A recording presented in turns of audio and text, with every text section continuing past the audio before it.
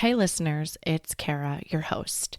After 176 amazing episodes and hundreds of book recommendations, I wanted to make it a little bit easier for you to find your next great read. The Bookish Lights Roadmap is your guide to all 175 podcast episodes, sorted by genre so you can quickly find the stories that fit your reading mood. From picture books to adult novels and everything in between, it's the perfect way to explore past episodes and discover new favorites. You can find your copy of the Bookish Lights Roadmap at www.bookishlights.com/read/roadmap, or just click the link in the show notes.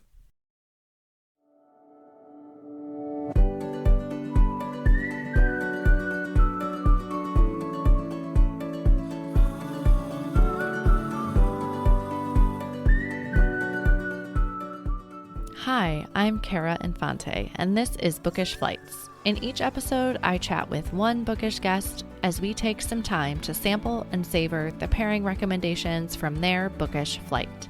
We hope to give you suggestions to cultivate your TBR list and nurture your leisure time through books. In today's episode, I am chatting with Shari Bier. Shari is a leading and credentialed purpose and well-being coach for midlife women.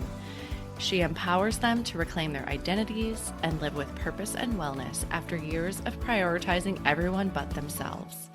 Drawing from her 2 decades as a military spouse, supporting her physician husband, and as a national board certified health and wellness coach, Shari is the creator of the signature Calm Method, author of It's Your Turn best-selling book, and a nationally recognized speaker and coach. Welcome to the show, Shari. Thank you for having me. Yes. It's so great to be with you. Yes, I am so honored to have you. Shari and I got introduced via a mutual friend, and I feel like Shari came into my life when I needed her. So I am so glad to welcome you to the show today. Oh. But I feel like you are so much more than your bio here. So can you tell us a little bit about who you are? Oh, thank you.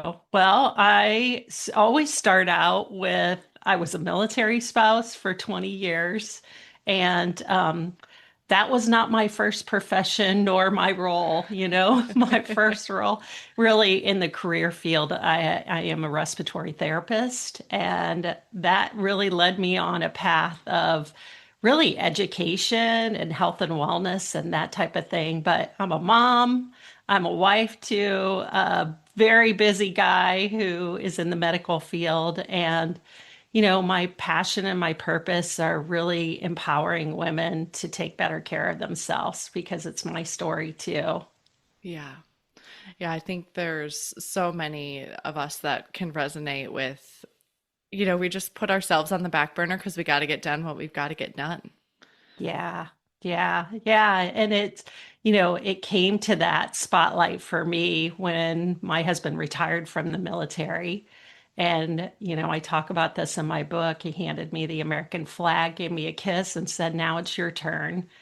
And I realized in that moment, like, I didn't need permission from him. I needed to give myself permission to take care of myself. But the thing that I really felt in my body was this really deep exhale when that flag was handed to me, and I didn't realize like the silent sacrifice that so many, not just military spouses, but so many women, we hold our breath through life and we take all this stuff on. And we are caregivers, we are champions, we are coaches, we cheer people on, and we end up really kind of putting our needs and our dreams, like you said, on the back burner. And that's the way I felt. I felt really lost at that point in time because my identity was walking out the door in one Yeah. ceremony and what I had clinched to. So when I start out with, I used to be a military spouse. We have a saying, I know probably have heard this as a mil spouse. Once a mil spouse, always a mil spouse,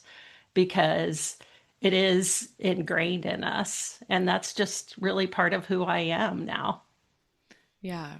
I think, I love what you're saying there about the identity shift because I think naively when I was younger, I didn't realize how many identity shifts you would have in your life. And Hmm. now I have realized how many times you shift this identity. But being a military spouse, I mean, in technical terms, when your husband retires from the military, for those that don't know it, that's 20 years of your Hmm. life. I mean, that is a huge part of your identity.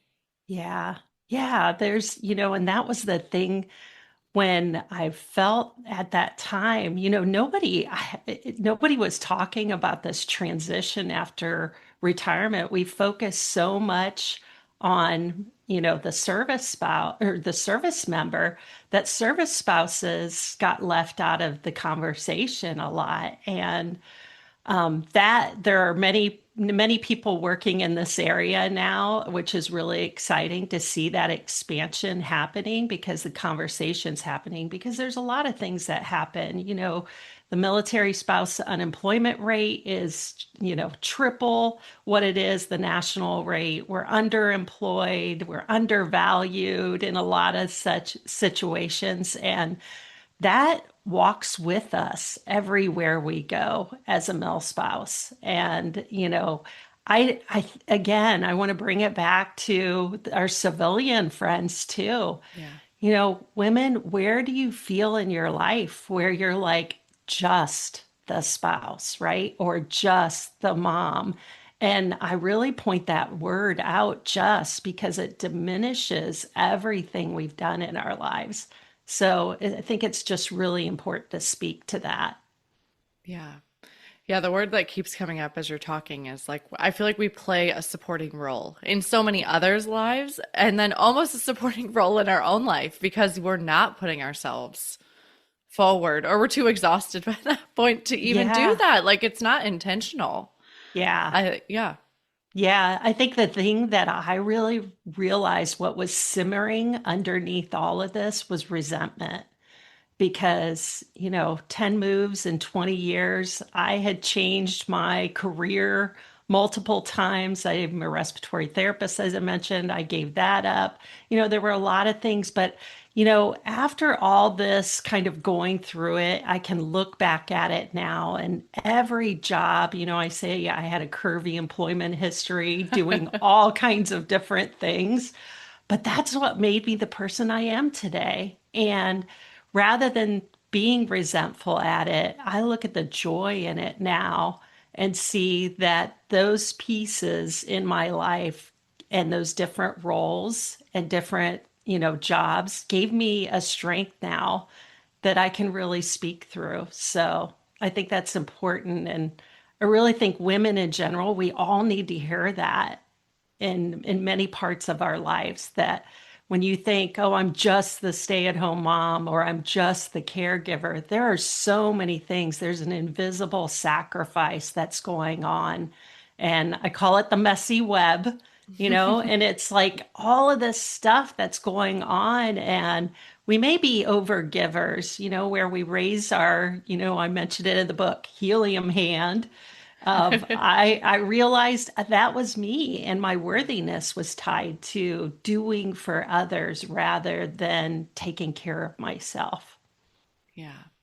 Yeah. Well, I'm glad you brought this up. So let's switch gears a little bit to your book. It's called It's Your Turn. And for listeners that maybe haven't had a chance to read it yet, can you tell them a little bit about it?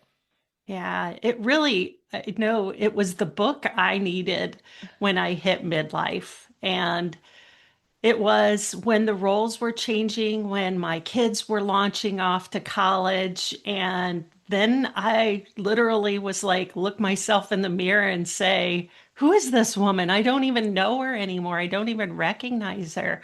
And there were a lot of physical stuff going on that I really didn't put the connection together until years later. And so I really, it came to a head when I went to a writing conference. I had never thought about writing a book, but someone said to me, do you have a story that can help other people in their lives? And I thought, well, I think I have a few stories I could probably share of like what I would tell my younger self. And that's really kind of how it started. But it was when I went to this retreat conference of, it was a writing retreat. And I stood up there and I said, I'm a military spouse and I'm here to really empower women, especially those who give so much to other people, to take care of themselves. And I talk about her a lot. It's Tracy was she still is a State Department service spouse. And she was in that room and I didn't know it. I didn't know her. But at the next break, she came up to me. She was crying and she said, please write the book.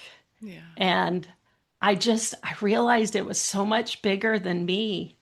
And so that this book has really become a love letter, if you will, but it's kind of like a self-help book that you can pick up. I made it like a cookbook, more or less. Like I don't want it to get dusty on the shelf. I want you to pull it out when you feel overwhelmed of, I don't know who I am anymore, or the gremlins that stop us, like I don't have time or I don't have money or permission. I put stuff in there, and then learning to listen to your body and tuning in, because your body is so wise. Our body knows what we need. And there is so much noise out there.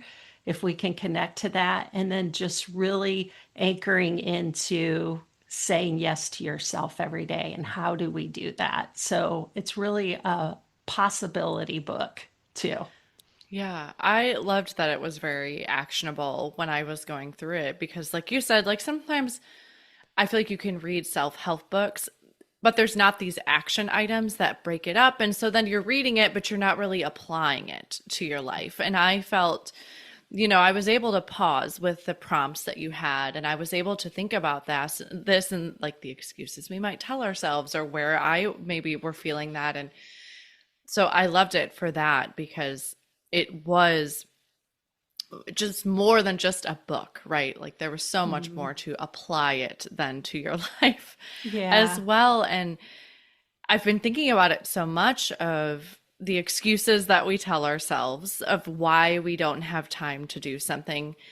And it almost feels like to me at this point where I'm at of trying to do these things is that I have to set boundaries to protect my time. And Absolutely. that might always be, that is like you kind of alluded to the helium hand, is sometimes saying no to commitments that I know that is not going to give me the time or the space that I deserve, which that was really hard for me to say. Yeah. Oh, So, it's so good. Like when we realize we start talking about these things, there are so many women who feel this way. We feel guilty for saying no to somebody and then yet giving up on our stuff, or, abandoning ourselves. That's what we're really doing when we don't set these good boundaries. And this was me.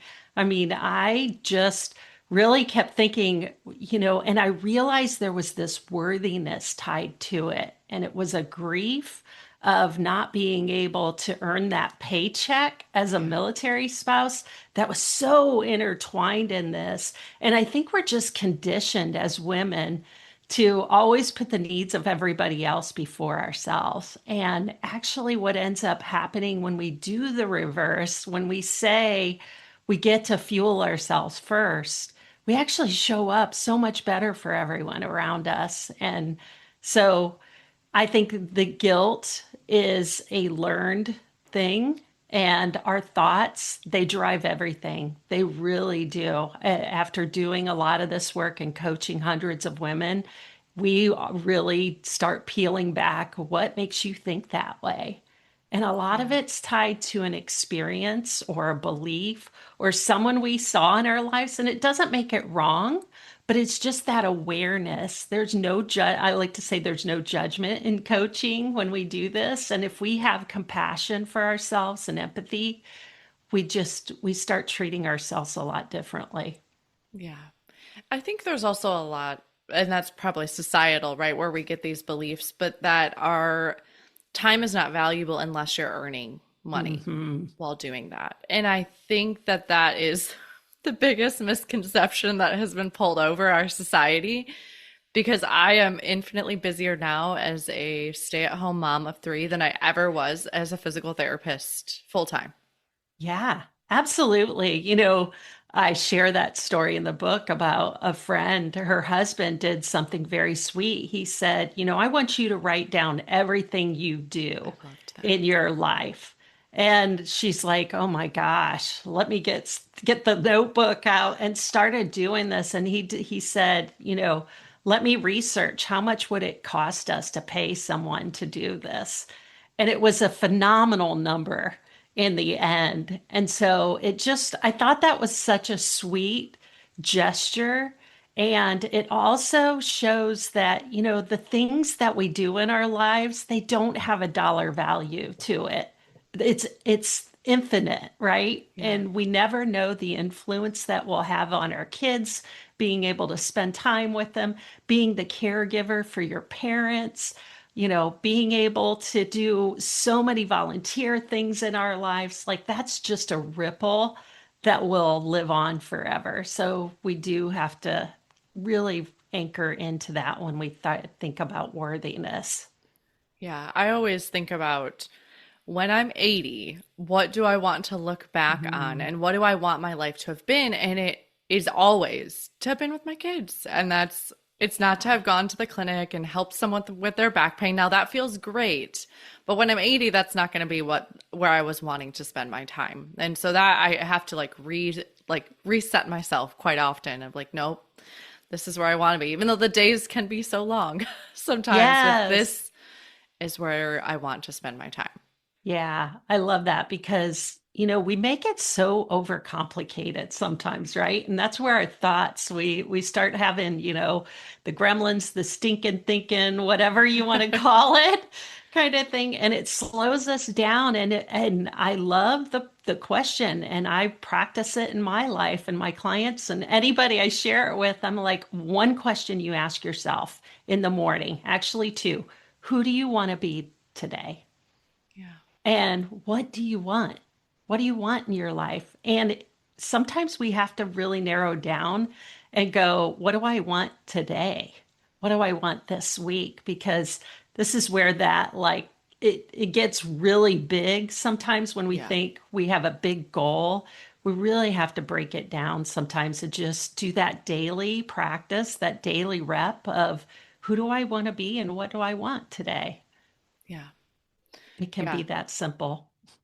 I love that. And I think that's just taking charge of your time a little bit, like making sure you have a moment of intention to start the Mhm. day or like a few minutes, like not letting your kids be. I mean, I'm going to say this, but like my kids wake me up, right? I intentionally try to wake up before them. So I have just a moment to gather my thoughts Yeah, before life comes rushing in like a freight train, you know?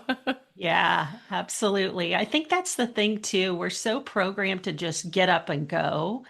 And so just having those few minutes in the morning to just say, we savor those things, right? If we get to sit outside and just feel well, I'm in Florida, so it's been really warm. But the thing I've noticed the last couple of mornings when I either go out for my walk or sitting out on the patio with a cup of coffee in the morning is like the air is getting cooler. Like you can feel fall in Florida when it gets to be 80 instead of 95 kind of thing.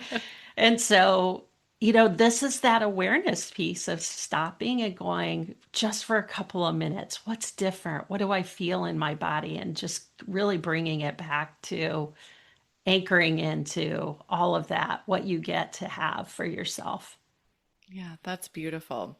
Well, I feel like we've given so much about this book, but what is your hope for the reader if when they pick up It's Your Turn, what do you hope they'll take away? What's your wish for them?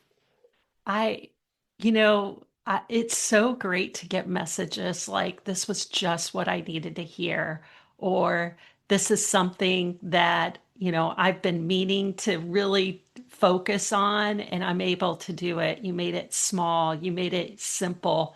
And just riding along with one of your friends having a cup of coffee is like the feeling I want you to have going through this book and really honestly knowing you're not alone. I felt so alone Yeah. at that point in my time in my life. And, it still brings tears to that. And I think for readers, I just really want someone who's looking for that lifeline to be able to pick it up and say, I'm not alone. And anything really what I want in my life is possible if I dial in my thinking about it and taking care of myself, fueling yourself first. Yeah.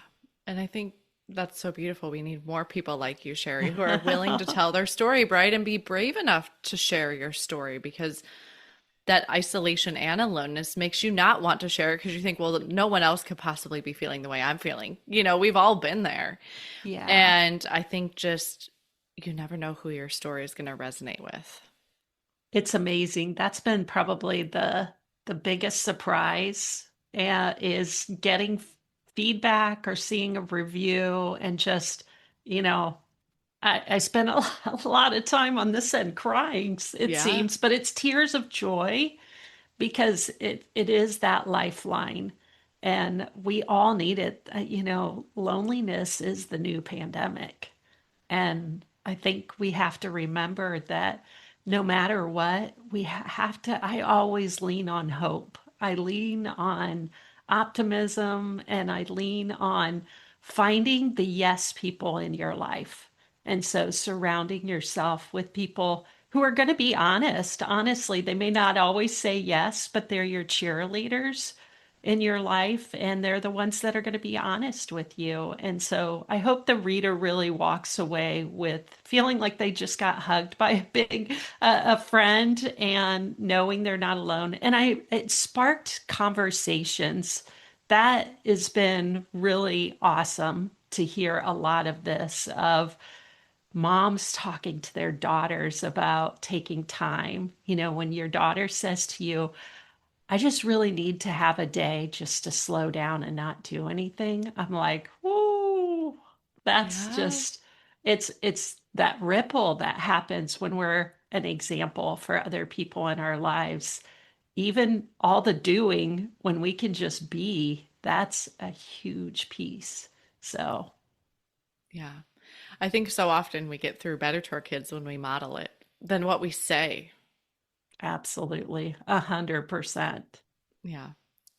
Your kids are older, so you probably realize that, but I have seen that so much. I'm like, it comes across so much better when I am doing this or being the Yeah. example. Yeah. I think there's kind of this spectrum of like when they're younger, you're really molding them. In the middle, it feels really, really wild and sometimes scary. And, as a parent, and just remembering they're still watching, they're still modeling everything you're saying and doing.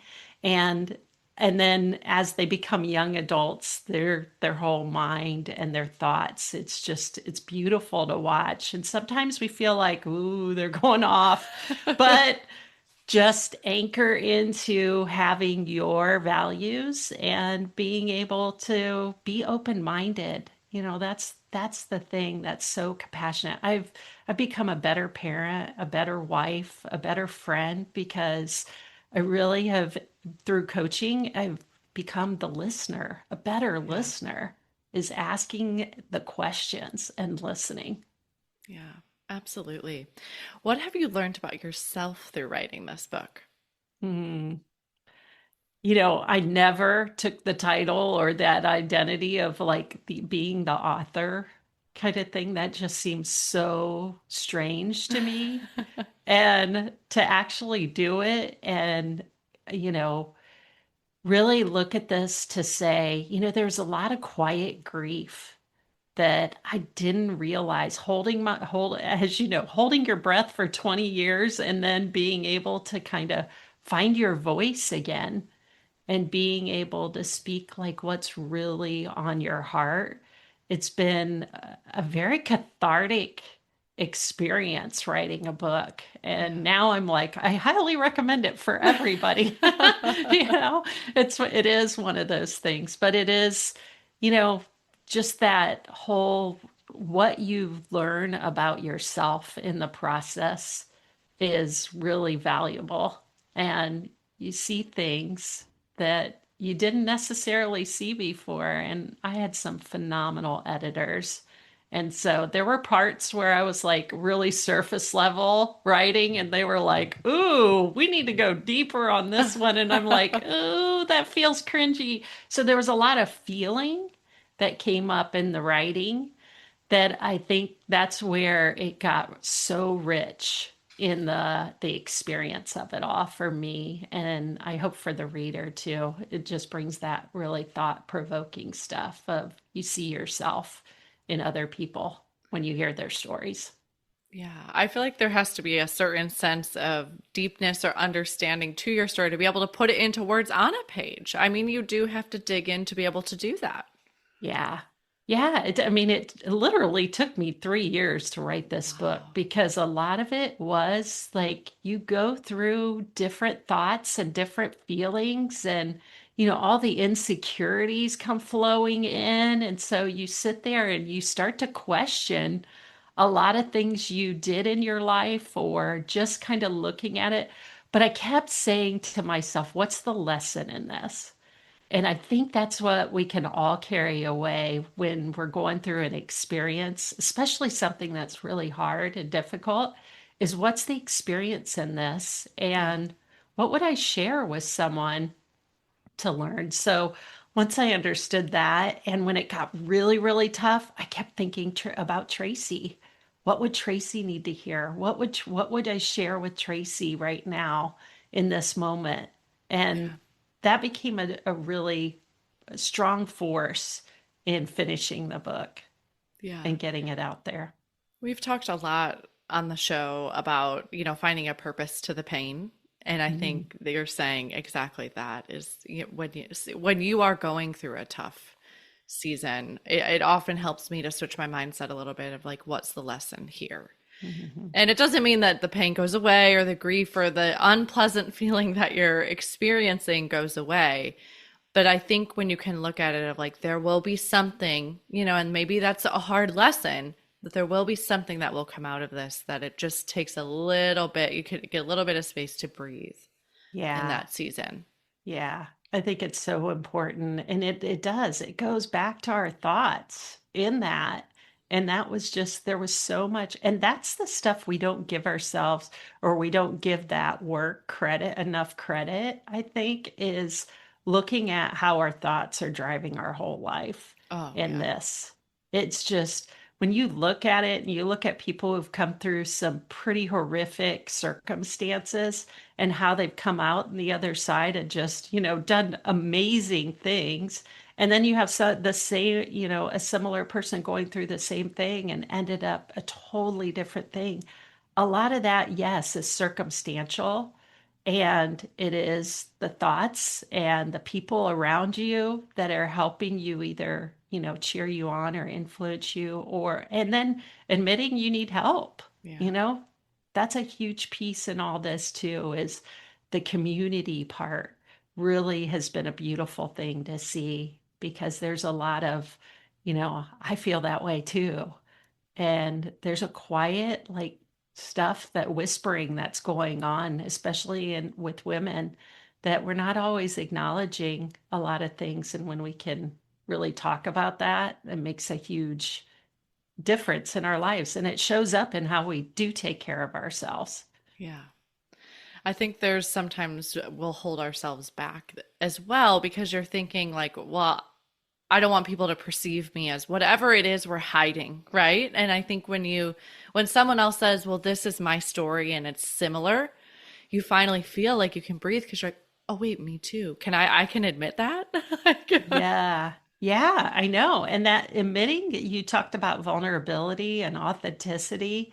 That's something that we're really skeptical now with the current events, with everything going on, and I'm in the kind of, we're both in the health and wellness area. There's a lot of influencers saying different things. And so it's like, oh my gosh, I'm so confused. What do I do? And that's where it's really important to, look at all this and say, what do I need? What do Yeah. I need right now? And anchoring into trusting yourself and knowing that you have all the answers inside you. It's just somebody's got to ask you the right questions to Yeah. pull them out. And when you do, it's really beautiful.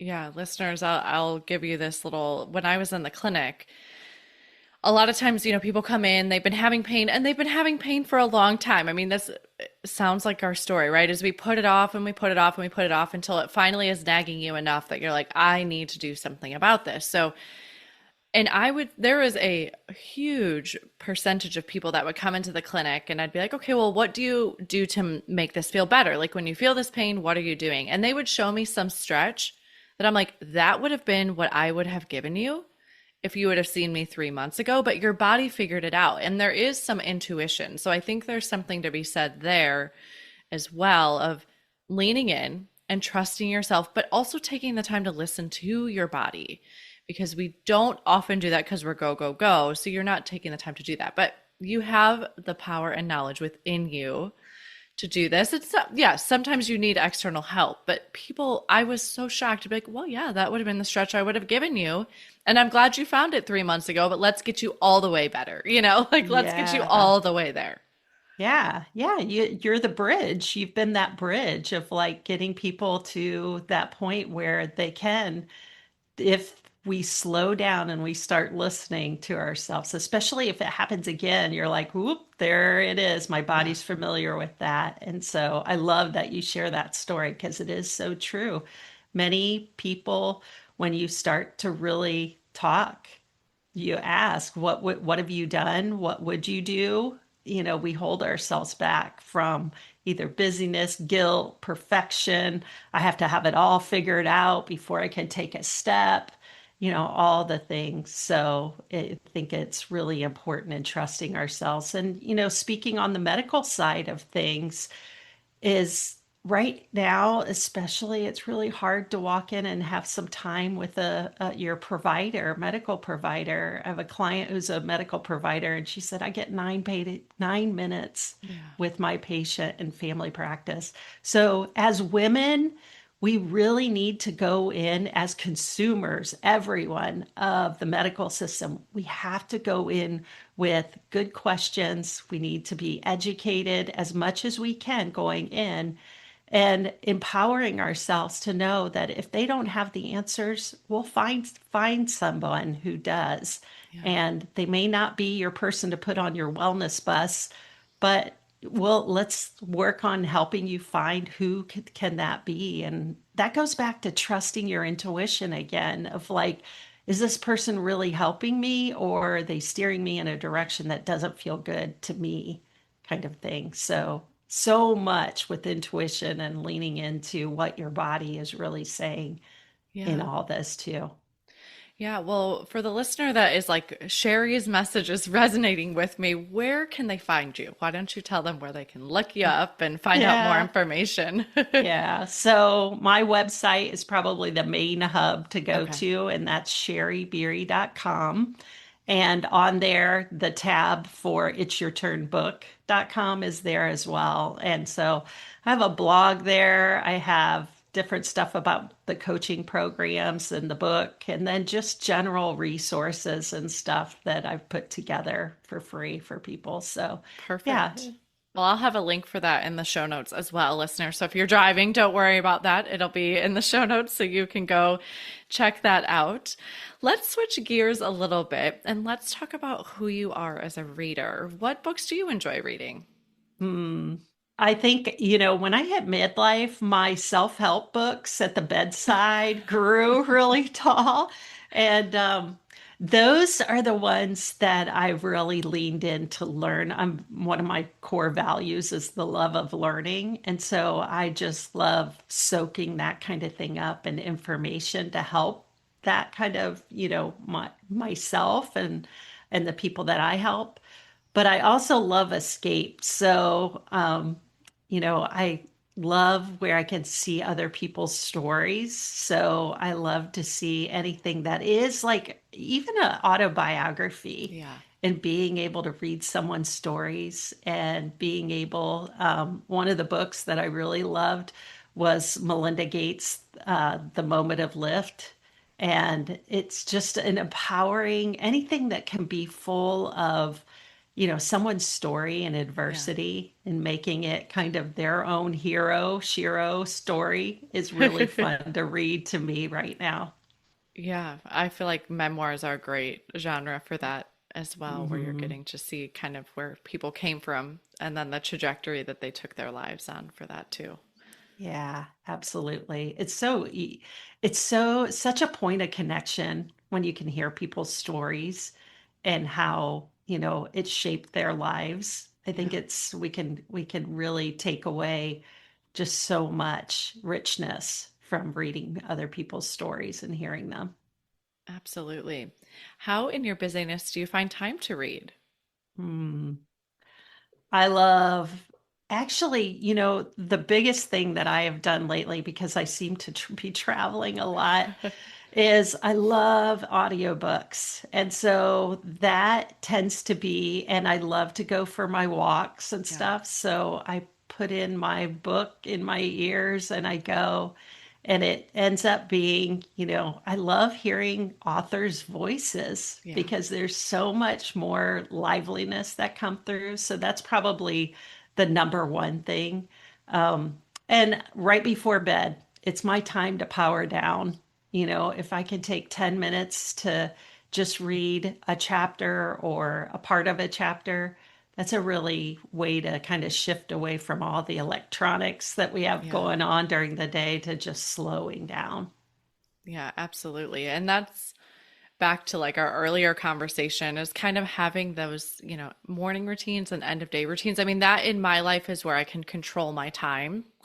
Yes. So being very intentional about my routines that I have at morning and night. And like you said, Yeah. you know, Yeah. And just, talking about stress and all of that, your body craves routine. And when we have those routines, our body, our stress, our fight or flight system is like, ooh, you're safe kind of thing. And our body loves that. So yeah, I love that you bring that up because it is so important. And we feel like, yeah, I love you use the word control. You feel in control of your life. And when you have that sense of control, it's just like everything is better, right? yeah. We feel like you have a say in how your day goes and it ripples. Yeah, I'm thinking like punny a little bit. It's like at the anchor point, right? Let's pull the Navy in here, but it's like an anchor Yeah. point in your day that you just know it's always going to be there and you'll hit that. Absolutely. Well, you have been so gracious to bring up Book Flight with you today. Can you tell us Yeah. about how you chose these books you brought? Yeah. So when I was going through my whole for midlife, like what is going on with me, the one book that I picked up and I brought it here, it's I called love it. Burnout: The Secret to Unlocking the Stress Cycle. What I love about this book is that it really teaches you how your emotions get trapped in your body and our stress gets trapped in our body. And we have a stress cycle that we need to complete after we go through different events and even in our own daily lives. And so it was really a book to be that was that first like aha of like, oh my gosh, this is the why my body feels the way it does early on. And so it brought a lot of awareness to, the time my husband was deployed to Afghanistan and getting the notification that the base had been under attack. My body went into this response Yeah. and just noticing like what do I need in that moment. And it's usually a friend to talk to, rest, or some sort of physical activity. So I love that the Nagowski sisters really spotlighted it, and that is part of their work that they do. So that's the first one. Yeah, I think that that's so important because I think when you can learn to recognize yourself in these patterns or these reactions within your body, I mean, that's like the first step to being able to change it, right? But we have to be able to recognize it to be able to and identify it to be able to do Yeah. something about it. Yeah. And, it leads, we wonder why women have a higher rate of chronic diseases. We have a higher rate of, Alzheimer's. It's all connected. It's connected. We're the caregivers in our lives, and we're usually holding things on. We're not talking about them. We're plugging along. Let's just get it done. We don't rest until everything's finished. And so recognizing all of that and how that's affecting your body is it can be that stopping point of being that moment where you go, something's not right and I need to listen now before it becomes the boiling point. Yeah.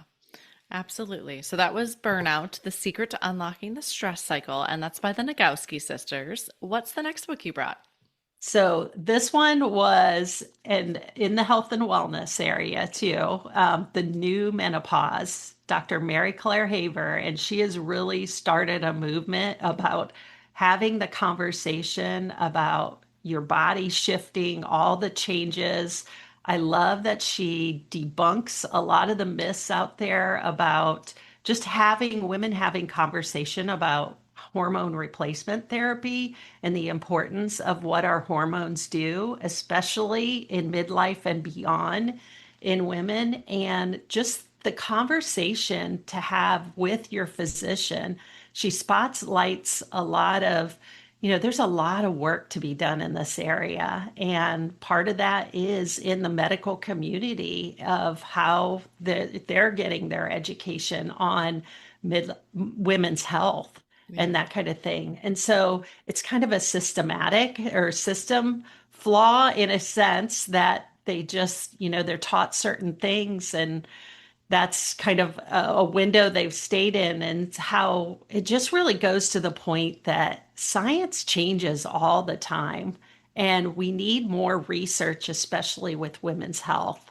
And this is something that she's really championed, and a lot of the group of women and or men too, medical providers that have all formed this group called the Menopause, and it's all, they are really empowering women to walk into your doctor's appointment and have your questions ready and being able to sometimes even carry that book. I'm sure a lot of providers, they start with rolling their eyes at it.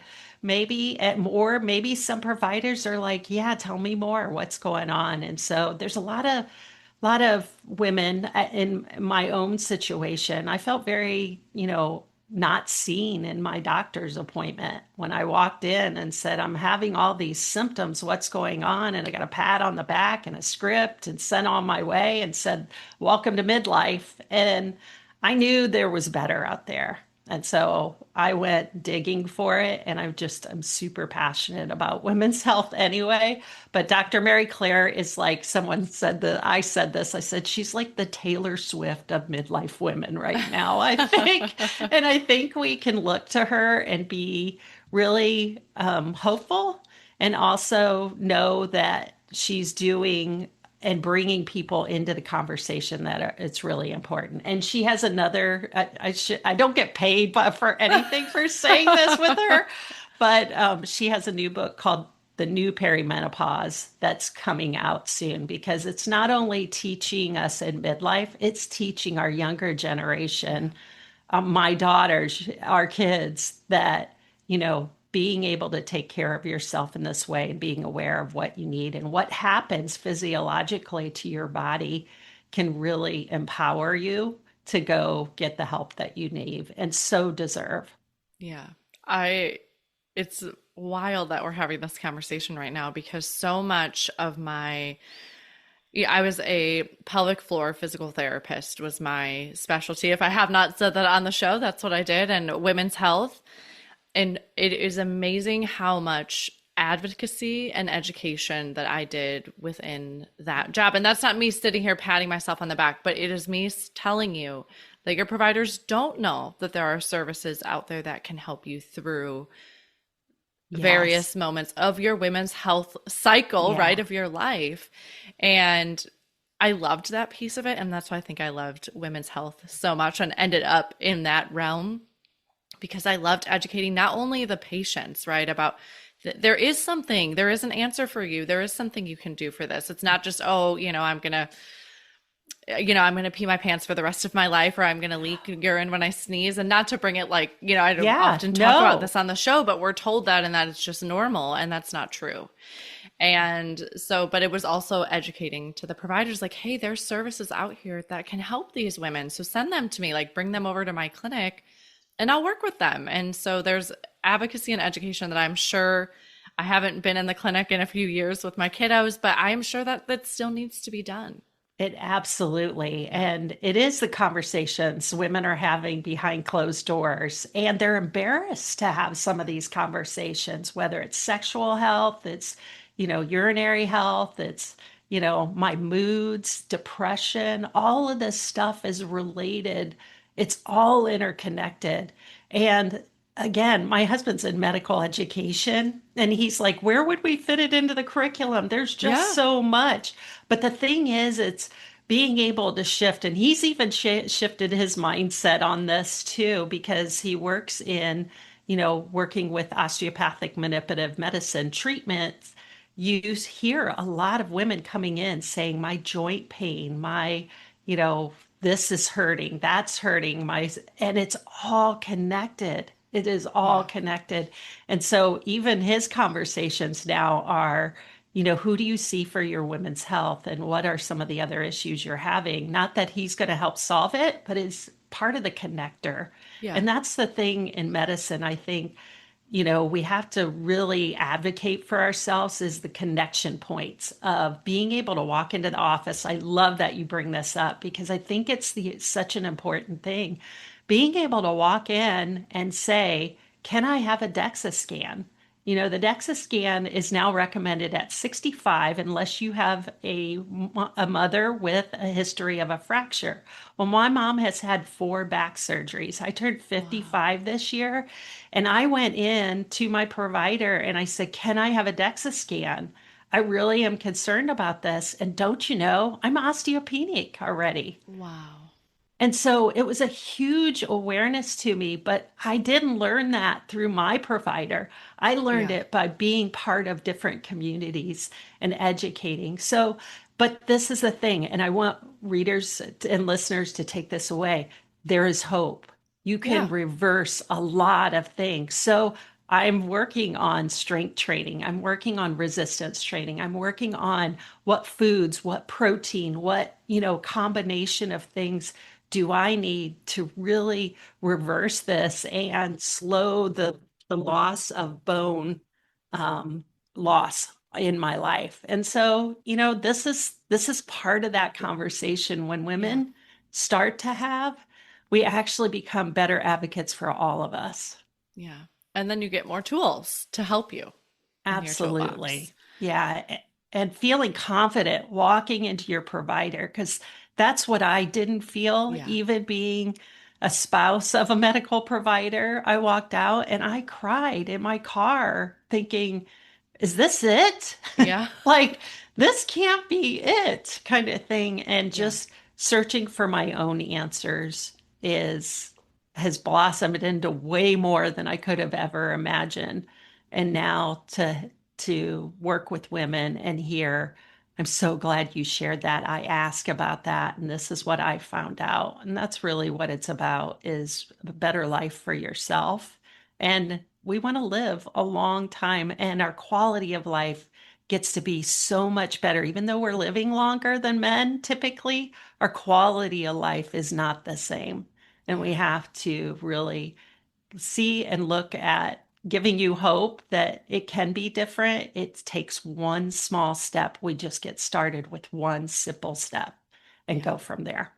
Well, that's a perfect way, I think, to end talking about those books. So thank you so much for bringing those with you today. I'll have all of the links for those in the show notes. So if you're driving, all the titles will be there. How I love to end our show is with our bonus pairings, which are a speed round of questions you can answer really quick. Are you a rereader? I think when I thought about this, I was like, I'm not a rereader, but I am a rereader in the sense that I listen to an audiobook, and if I like it, even buy the paper book, Oh, I the love that. paperback, Yeah. because it's like, ooh, I need a highlighter for this one kind of thing. So Yep. yeah, that's one way I consume. Okay. What is one book you've read that has changed your life? I Resisting Happiness by Matthew Kelly.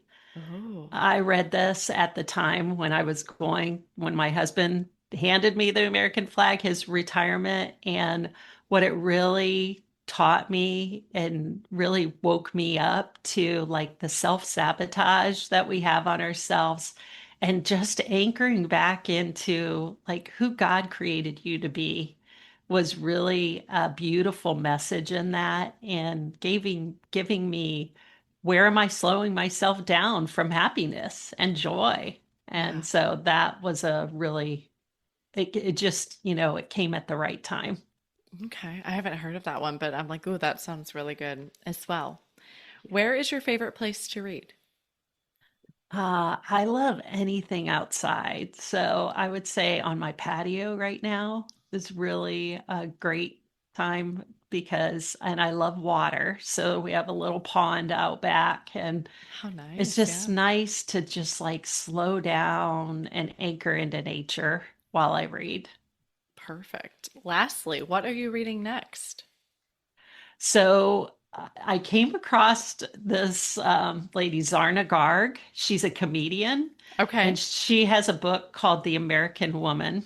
She's from Okay. India originally. She grew up in Mumbai, and I just think we need a lot more laughter in our lives right now, too. Yeah. And she is just been a fun book that I've kind of started listen to on Audible. And so it's been fun to hear her story of how she grew up and how she was homeless at one point in Wow. time and really where she is now. She lives in the States now. And, she's a comedian who travels. She just opened for uh, uh, Amy Poehler Oh, yeah. and Tina Fey in their Wow. tour. And so she says it like it is. And I love that she said, American women really taught me to use my voice.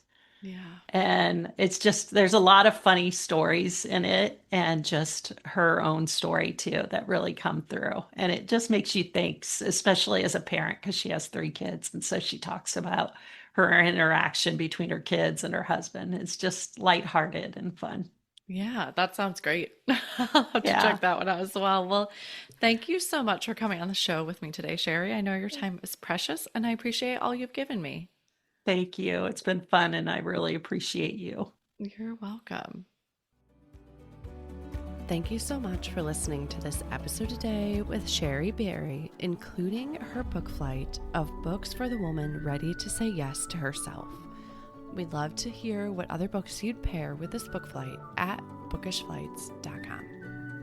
If you enjoyed the show, please head over to Apple Podcasts and leave a review. Your review not only helps the show, but it also helps the podcast to reach others. Make sure you are subscribed on Apple Podcasts or Spotify to make sure you will not miss an episode. That's it for today. Thank you so much for listening. As Emma Thompson said, I think books are like people in the sense that they'll turn up in your life when you most need them. Cheers to you, dear readers. Until next time.